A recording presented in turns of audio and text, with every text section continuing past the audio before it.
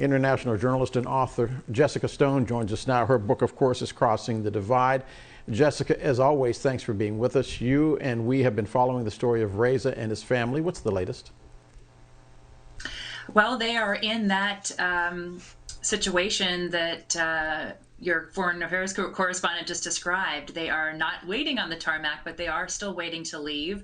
They have been moved to another city that is much safer than the prior city where they lived. So we have gotten them in better shape that way. However, we have a stalemate essentially that is going to be dictated by those talks that Secretary Blinken is undergoing with the Taliban in Qatar, and as well as the airline officials that are also privy to those negotiations, because they have a vested interest in getting flights moving, both for commercial reasons and commerce reasons in and out of the country. And of course, that would help the Taliban to be able to, as a government, charge fees.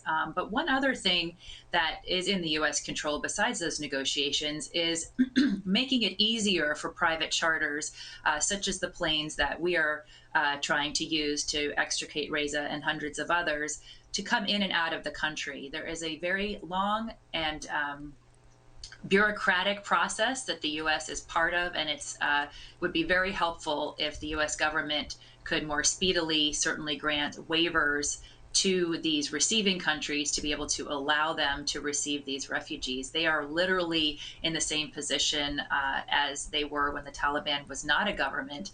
Because the Taliban is sanctioned, the U.S. has to give each country that receives these refugees and evacuees a waiver in order to receive them, saying literally, you can treat them like a government.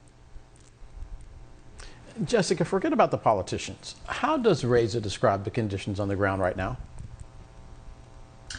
You know, at the risk of being Pollyanna here, Del, they're actually not bad where he is currently. He is able to stay with family right now, and so his kids have somebody to play with. I've been checking in with him daily, and I'm very glad to know that he has food, water, and internet, and sort of, companionship, because it can be really lonely. I actually think that the refugee camps where he will likely spend the next part, if he does get out of his stay, will potentially be not quite as pleasant as what he's doing now. However, that's certainly not something that's going to stay in motion. He's already getting he has been contacted, we believe. Most recently, I just heard from him a few minutes ago. Actually, the Taliban is doing random calls throughout the country, and if you're on a list somewhere and they have your number, they're cold calling you and asking where you are.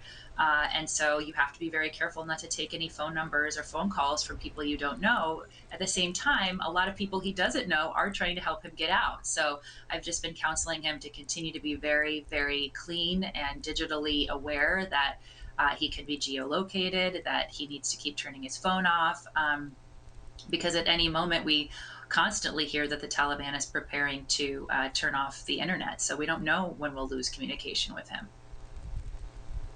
Jessica, you know this country. Last week it was Afghanistan. This week it's Hurricane Ida.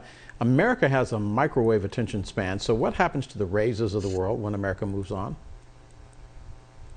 Well, that's why I'm grateful to be on your program and trying to talk to whoever else will listen to me. We are raising money for the accommodations that all of these refugees are receiving, as well as the protection that's necessary to keep them safe, medical attention if they need it, food and lodging. And we need the attention of the American people, not to forget that we made promises to these people, that these people served in many cases alongside our intelligence community, our diplomatic community, and certainly our military community, and they acted in concert with us. And so they deserve to be treated with the promises and have those promises mean something from the U.S. government, Del. Jessica, how do we sort out the people who are really trying to get out of the country, the Rezas of the world, versus some of those who were actually in the country making money off of the evacuation process and simply overstayed their welcome and are now stuck? So it's a really good question, because all of these private actors, like the group I'm part of called Transit Initiatives, we are faced now with literally culling through our own ranks and making sure that we are not putting priority on what I would describe more as an economic migrant or someone who doesn't have a direct threat from the Taliban.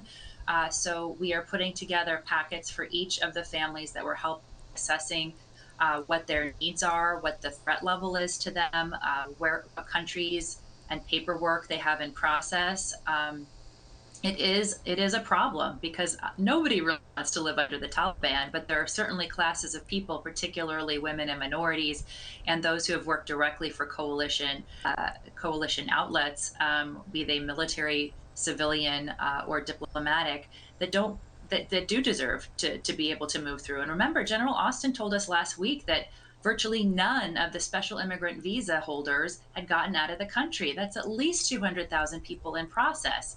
So we have thousands more that are in the application process with the new process that the State Department rolled out last week, 2 weeks ago, or maybe three now, the P2 process. So there are tens, if not hundreds of thousands of Afghans that are deserving of these special visas. And we're working day and night essentially to work out the logistics of moving them. And a lot of that is some of it is money for the private charters, but a lot of it is the bureaucracy that the US government is involved in. We really think that we'll get a logjam break when the US government comes to some kind of terms with the Taliban. Essentially, we've left them in control of the country. So, whatever that looks like, they are the de facto government of Afghanistan right now, and they are certainly acting like it with respect to this leverage of allowing these people to leave safely. Jessica, I've got about 30 seconds left, but is the United States rolling out the welcome mat or rolling it back up? Another concern that you and I share is the xenophobia in our country. And I do think that right now I'm seeing a lot of positive signs of people rolling out the red carpet. But I would just encourage everyone watching to continue to remember what it's like to be in a new place, in a new culture, if you've had that experience as well. And remember that these folks are very much going to contribute to our country. Let's give them a chance to do that. Journalist and author Jessica Stone, her book, by the way, Crossing the Divide. If you don't have it, go to Amazon and get it. Jessica, as always, thanks for being with us, and thanks for keeping us up to date on Reza.